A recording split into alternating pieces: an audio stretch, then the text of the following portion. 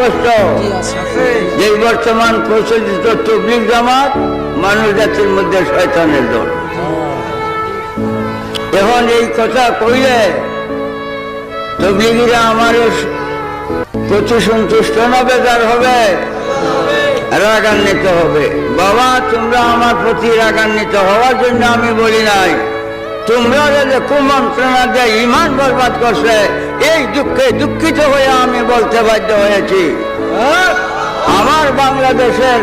আমার বাংলাদেশের নিরীহ মুসলমানকে কুমন্ত্রণা দেয়া আজ ইমান বরবাদ করেছে, সেই জন্য আমি তোমাদের ইমান রক্ষার্থে বলেছি, আমার কোন দুনিয়ার স্বার্থের জন্য না।